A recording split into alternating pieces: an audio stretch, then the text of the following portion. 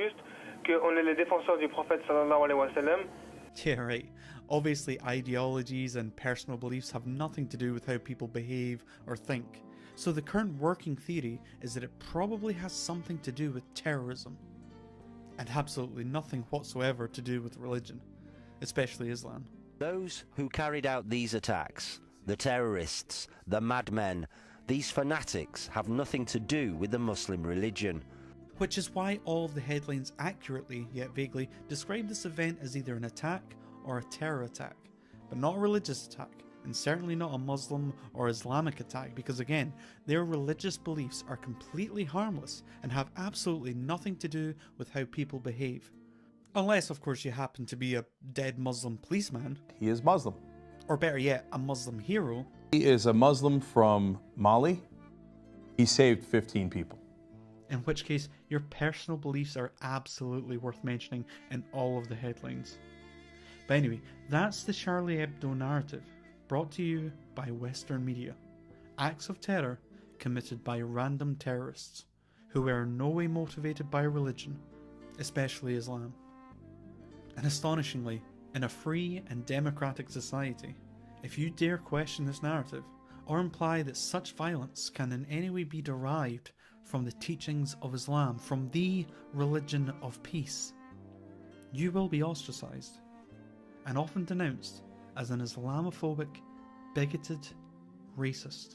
A phobia is an irrational fear, okay? It's quite rational to fear female genital mutilation of 2,000 British Muslim girls every year, terrorism like happened to Lee Rigby, that, like 2 days ago, 6 Muslims who were sentenced to 19, 20 years each because they were planning to blow up the English Defence League due to the blasphemy law within the Koran.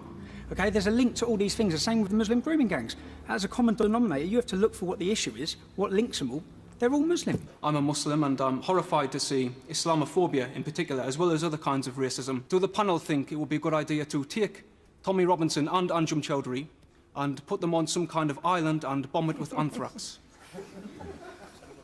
OK, that's quite strongly put, but I think I get the idea. We have been sold this meme of Islamophobia, where every criticism of the doctrine of Islam gets conflated with bigotry toward Muslims as people. Right. And that is it's intellectually ridiculous. Where are you running away from? Because I know what you like, bruv. You have about 100 you in a minute.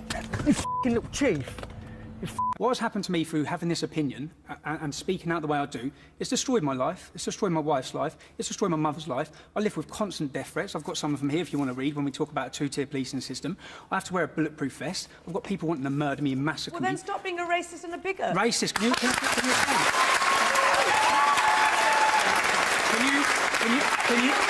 Can you please explain one thing I've ever said? I am a British citizen. I was born in this country, and I do not spout off rubbish like you do. Okay? No, what am I saying that's rubbish? I haven't got death threats. Do you know why? It's because I'm a nice person. Please explain. If you talk against Islam, you'll have death threats. Because it's gross. It's racist. It's not.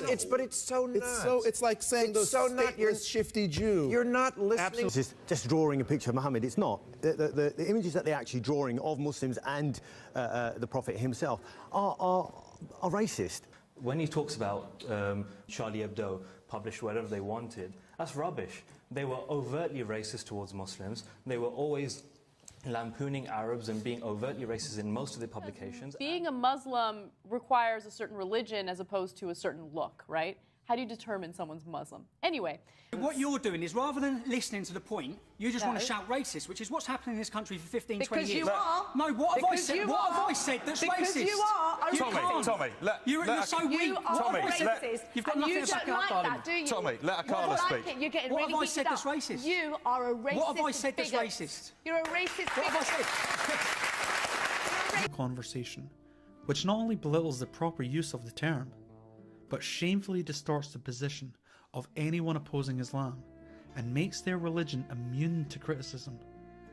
But the reason it's wrong to criticize, stereotype, or actively discriminate against groups of people for reasons of race, or even gender, disability, and sexual orientation is because we accept the fact that a person's moral conduct has absolutely nothing to do with the characteristics they happen to be born with and cannot change.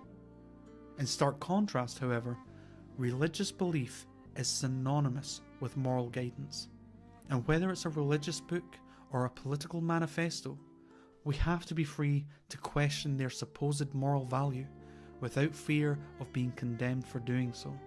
Considering that atheism cannot possibly have any sense of absolute morality, would it not then be an irrational leap of faith for an atheist to decide between right and wrong? Absolute morality, the absolute morality that a religious person might profess would include what? Stoning people for adultery? Death for apostasy? Punishment for breaking the Sabbath? I don't think I want an absolute morality. I think I want a morality that is thought out, reasoned, argued, discussed. Today, our politically correct media and politicians would have us believe that these attacks in Paris were a one-off event, perpetrated by lunatics who were lying when they said they did it in the name of Islam, as if all the problems of the world will magically disappear if we simply use euphemistic language or flat-out dishonest terminology. Terrorism is wrong, killing people is bad, but that has to mean all types of terrorism. Who gets to define what terrorism means? You know, this is a chronic problem. I stopped calling these people Muslim terrorists. They're about as Muslim as I am. I mean, they have no respect for anybody else's life. That's not what the Koran says. And you know, Europe has an enormous radical problem, and an enormous. I think ISIS is a cult, not an Islamic cult. I think it's a cult. But there is such a thing as Islamic Muslim terrorists. And in what other circumstances would we believe the words of the media over the words of the actual criminals just moments after committing an attack? When it comes to groups like Al-Qaeda, the Taliban, Boko Haram, ISIS, and the governments of the many countries who live under Islamic law, our media continues to deny any correlation between their violent behavior and a belief in Islam. There's a long history of this White House being very, very reluctant to talk about terrorism, to call something terrorism. This was not one of the worst offenses that this administration has had. I mean, they did start out talking about extremism and an act of violence, but they pretty quickly called it terrorism because it was so obviously terrorism. What they haven't done is call it Islamic terrorism. But he didn't use the word Islam or Muslim once. He did make reference to an imam about 3 minutes in. But, you know, these acts were done by specific people with a specific ideology, and this White House is still incredibly gun-shy, no pun intended, about calling any attention to the fact that the people we're at war with aren't just sort of generic extremists off the shelf, but they're a specific ideology with a specific religious orientation. Instead of ever looking at the religion these people believe in, our attention is being diverted to conversations of colonialism, economics, and geopolitics. Fox News, as we know, is owned by Rupert Murdoch, and it's not like he's just a daft, lovely old man, like, you know, like a sort of a racist granddad who's thinking, oh, don't worry, he's a granddad, he's from a different time. Different if your granddad owns a multi-trillion-dollar media organisation and has investments in energy companies that will benefit from further military activity abroad, that requires the malignment and hatred of Muslims and Muslim nations and the dehumanisation of Muslims to continue. Murdoch is part owner of an Israeli-American company, Genie Energy. This company has been granted the rights to explore for oil on the Golan Heights, which is Israeli-occupied Syrian land. So there's always an economic angle. There's always an ideological angle. Now, colonialism, economics and geopolitics are indeed ingredients which do help shape the environmental conditions, and we humans are basically products of our given environment. However, we cannot continue to ignore or downplay the effect religion has on behaviour. Nor should we pretend that all religions are equally harmful. The catchphrase that all religions are the same is yet another stifling tactic to prevent anyone from singling out and criticising Islam. There is, I'm happy to say, a religion of peace in this world, but it's not Islam. Okay. To call Islam a religion of peace, as we hear ceaselessly reiterated, is completely delusional. Now, Jainism actually is a religion of peace. That the core principle of Jainism is nonviolence. Gandhi got his nonviolence from the Jains. They are paralyzed by their pacifism. Jain extremists they can't take their eyes off the ground when they walk lest they step on an ant. They filter every sip of water through cheesecloth lest they swallow and thereby kill a bug. I mean, needless to say, they're vegetarian. The crazier you get as a Jain, the less we have to worry about you. It is. Notice, the problem is not religious extremism, okay, because extremism is not a problem if your core beliefs are truly nonviolent. The problem isn't fundamentalism, which we often hear this said. These are euphemisms. I mean, the only problem with Islamic fundamentalism are the fundamentals of Islam. Another stifling catchphrase we often hear is, "Not all Muslims are bad people," which is infuriating for two reasons. Firstly, the term bad is too loose of a term. For instance, I find it psychologically damaging to teach children that there is such a place as hell, or to actually believe in obvious fantasy, such as Muhammad flying to heaven on a big horse with wings. And do you actually believe in your Muslim faith? Do you believe that Muhammad split the moon in two? Do you believe that Muhammad flew to heaven on a winged horse, for example? I'd pay you the compliment of assuming that you don't. No, I do. I believe in miracles. You believe that? Yes. You believe that Muhammad went to heaven on a winged horse? Yes, I believe in God. I believe in miracles. I believe in revelation. I mean, the point here is that let's assume I'm wrong, Richard. I'm wrong. Let's assume I'm wrong. I'm wrong. I find it bad to hold a belief that those who leave the faith should be punished. What is the penalty for leaving the Muslim faith? To be honest, I cannot back that point up. Dr. Mukadam, what is the penalty for apostasy? If it's an Islamic country, then the Sharia is very clear. Apostasy is dealt with the death penalty. Thank you, that's all I want to hear. And I also find it bad to believe that homosexuals and adulterers should be punished. Whether you participate in the actual punishing or not, the belief itself I find bad. Gender inequality, genital mutilation, and the sexual oppression of women, all of these things I consider bad. And if you happen to identify as Muslim and condemn all of these things as I do, then perhaps I find it bad that you claim to endorse a religion while actively ignoring the particular teachings you happen to disagree with. So, in a certain context, I could honestly say I think all Muslims are bad. But of course, this brings me to the second reason this phrase is stifling, because people don't mean bad in this mild sense. When people say not all Muslims are bad, what they really mean is not all Muslims are terrorists. As if anyone with a brain needs to be told this. And the not all Muslims are terrorists sentiment is usually coupled with Muslim extremists are an insignificant, small fraction of the Muslim world. Well, let's just try and shed some light on this claim. Please do.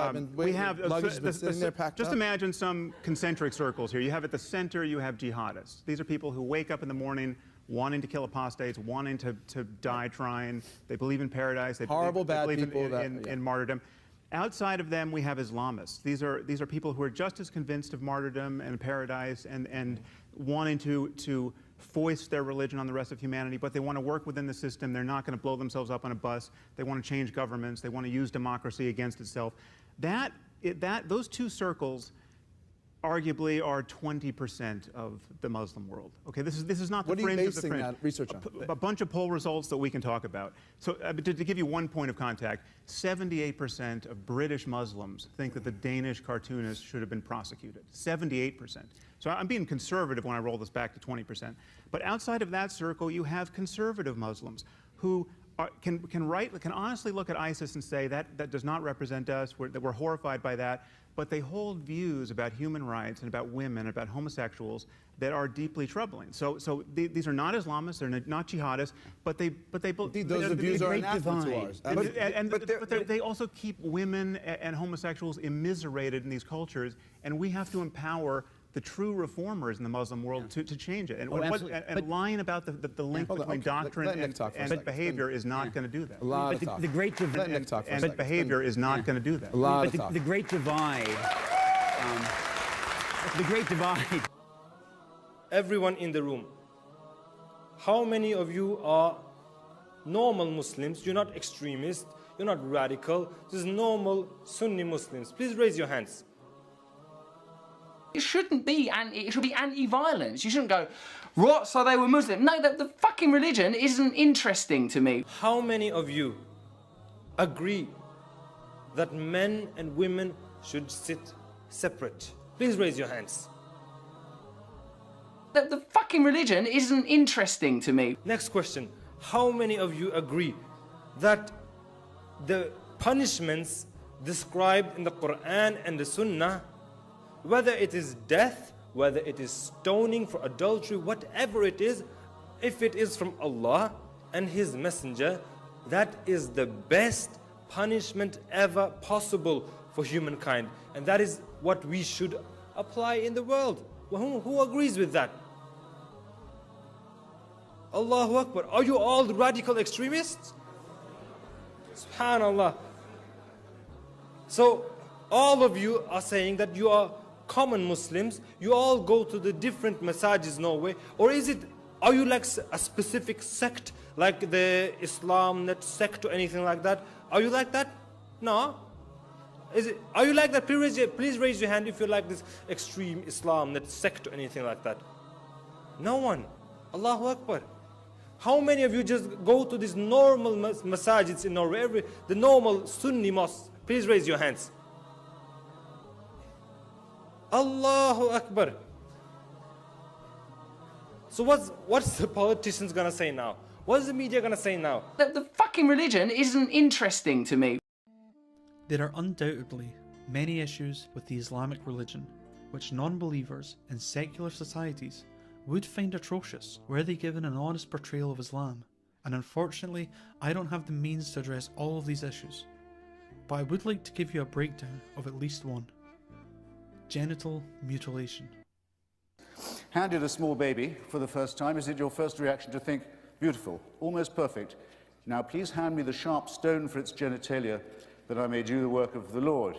An uncircumcised penis has 24,000 nerve endings, 20,000 of which are in the foreskin.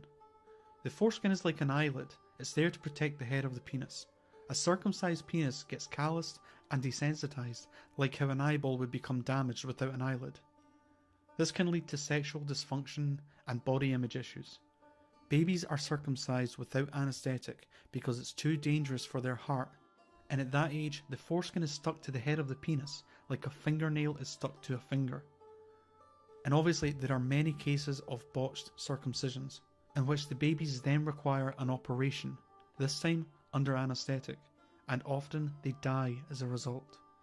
Despite having their bodies mutilated and future sexual function and pleasure stolen from them, there's also the emotional and psychological damage of the brutal and disgusting torture of being circumcised without anaesthetic.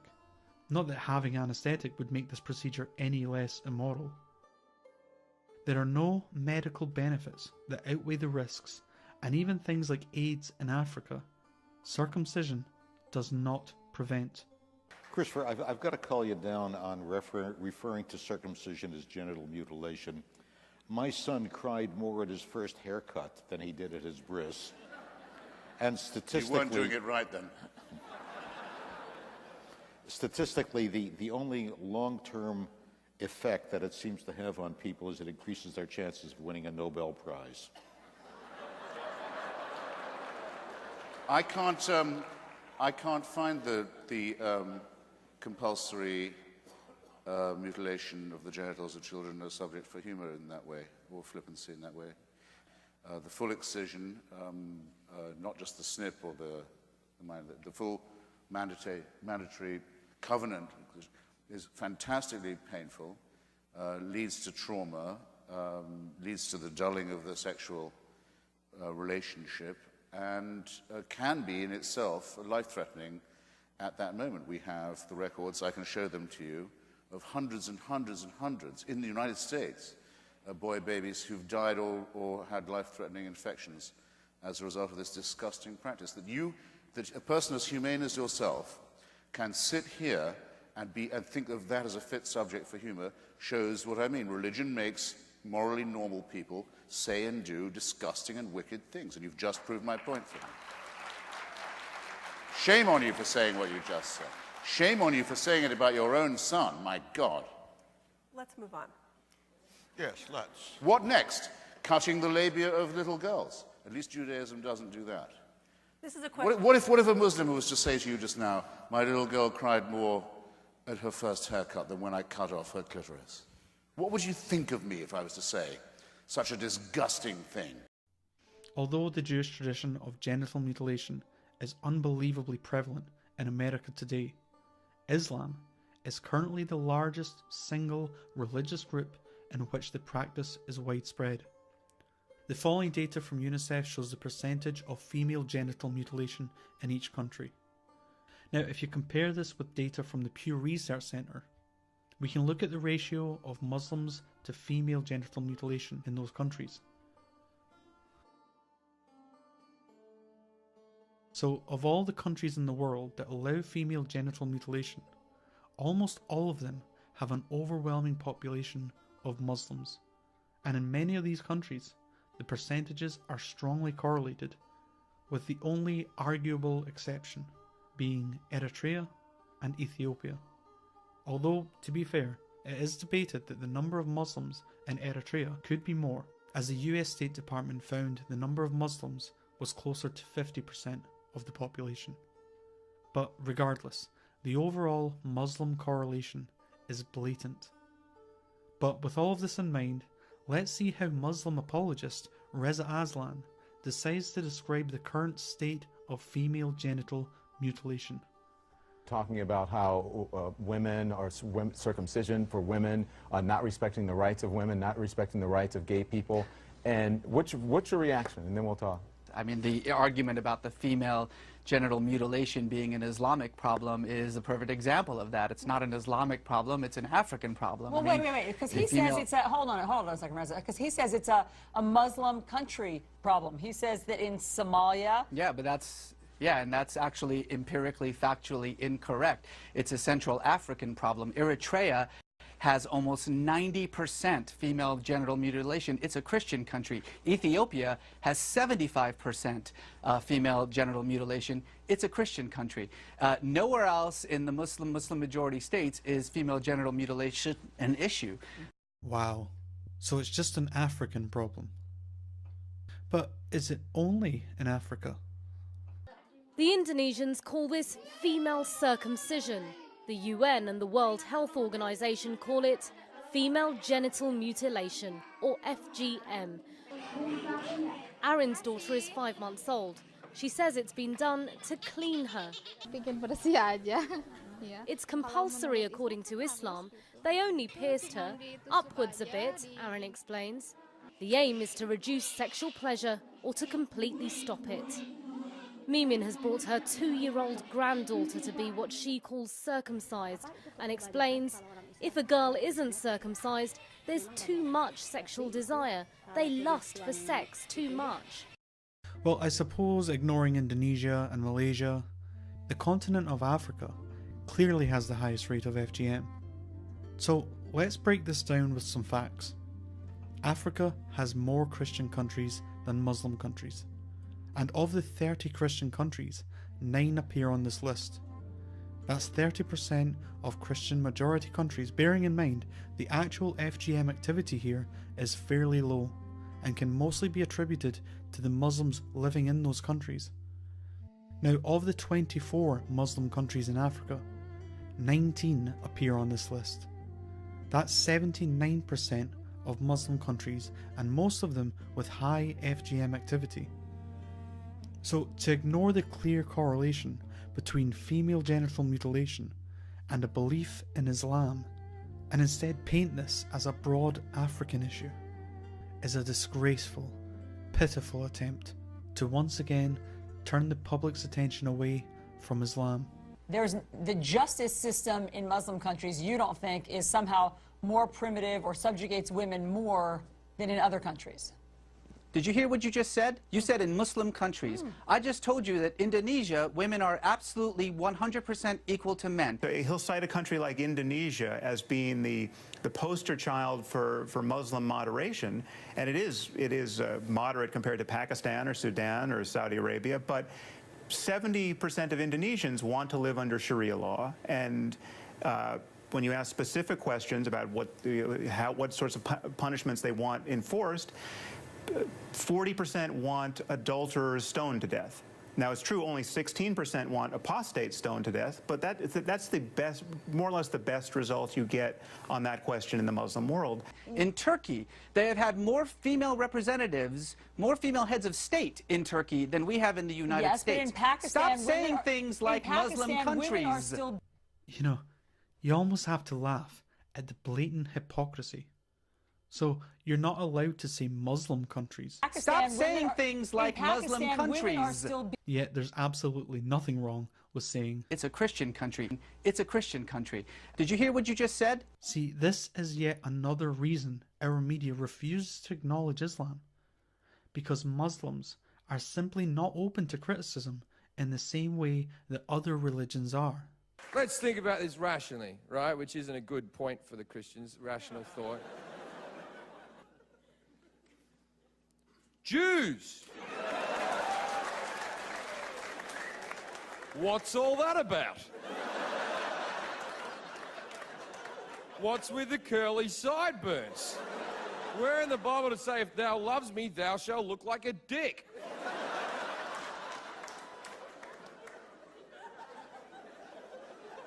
Next religion. Isn't Buddha a fat bastard? That's all I've got on Buddha. One more. Muslims. Can you feel that? Can you fucking feel that? One word, one fucking word. And all your assholes shrunk up and went, oh, make it good, Australia, man. Don't fuck this up. Even though these same people tell us all religions are the same, they know fine well the danger they would be in if they were ever to offend the followers of Islam. And we began by talking about the decision of many media outlets, including CNN, to pixelate the images of Muhammad. Now, I know, as well as you do, that you have not done that in order to avoid sparing the hurt feelings of my fellow guest. You've done it because you're afraid of retaliation and of intimidation. Now, I'd like to ask him and anyone else who agrees with him is watching, is that the relationship they want to have with the free press? Because if we have to use this stupid word offensive, those of us who believe in the Enlightenment and the Constitution and the First Amendment are very much offended by this mad, babyish conduct. But we don't go out and kidnap the nearest Muslim we can find and take him hostage till someone apologizes. Okay. We don't violate diplomatic immunity. We don't, which is one of the most precious things in the international community, much more precious than the right of Muslims not to have their feelings hurt. The day after the Charlie Hebdo attack, the first issue of the satirical newspaper since the attack is now on newsstands. It shows the Prophet Muhammad holding a sign that says, "I am Charlie," and the words, "All is forgiven." And, you know, my feeling is that, you know, we could show a picture of it if we wanted to, just like we could show a picture of a crucifix and a jar of urine, which people did. But I guess my question is why? Yeah. If showing a picture, if showing a cartoon offends well over 1 billion Muslims who are not violent, right. But who are just as offended by that as I would be offended of putting, you know, seeing a picture of a crucifix and a jar of urine, why, I guess, do it? Just tell people they can find it online, and we don't want to offend over 1 billion Muslims. And the cover, we should say, shows the Prophet Muhammad wearing a T-shirt that says, "Je suis Charlie," and Muhammad is crying in this photo, and it also says, "Tu es pardonné," all is forgiven. To get this published. Now, we should make clear, because I think we do have to make clear, that obviously, we've been talking about a cover and we're not showing it to you. CNN is not showing the cartoon. CNN and many other news organizations choosing not to. This is part of a long-standing practice.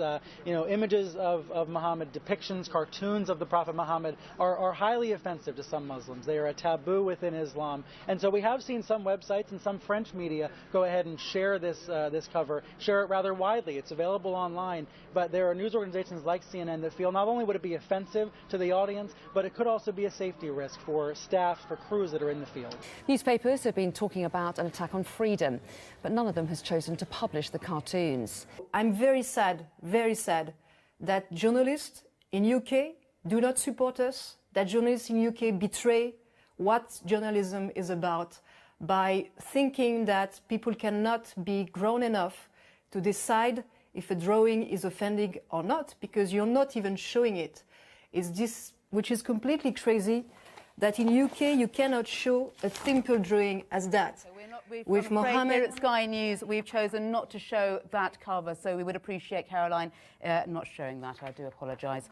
This sort of self-censorship is only because the different news organisations that make up the media are genuinely terrified that if they say the wrong thing, their offices will be attacked and their staff slaughtered, one by one, just like what the followers of the religion of peace did to Charlie Hebdo.